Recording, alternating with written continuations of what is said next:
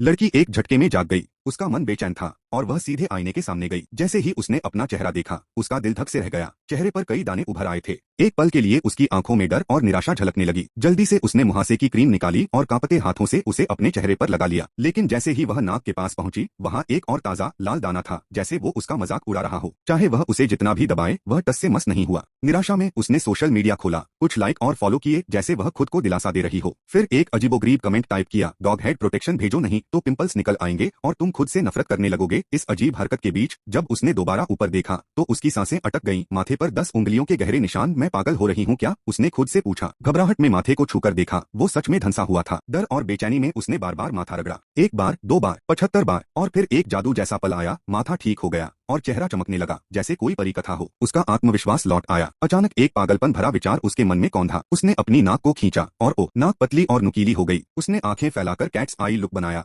थोड़ी लंबी की, माथा ऊंचा किया। कुछ ही क्षणों में वह खुद को किसी डिजिटल फिल्टर से भी ज्यादा परफेक्ट लगने लगी। वह मुस्कुराई, एक गर्वित आत्ममुग्ध मुस्कान। इसी बीच दरवाजे की घंटी बजी। उसका प्रेमी आया था, पर वह 1 घंटे तक इंतजार करता रहा। लड़की, जो पूरी तरह बदल चुकी थी, दरवाजे की ओर देखती रही, खामोश, स्थिर। आईने में देखा अपने नए रूप को, फिर देखा खुद को, जैसे वह पूछ रही हो, क्या यह सच में मैं हूँ? कुछ मिनट बाद लड़की ने दरवाजा खोला। अब वह वही थी जिसे वह सच में पहचानती थी। प्रेमी ने गौर किया कि वह लंबी लग रही थी। लड़की मुस्कुराई और कहा, शायद इसलिए कि मैंने ऊंची एड़ी पहन रखी है। लेकिन उसके भीतर कुछ और ही ऊंचाई पर पहुंच गया था। उसकी आत्मस्वी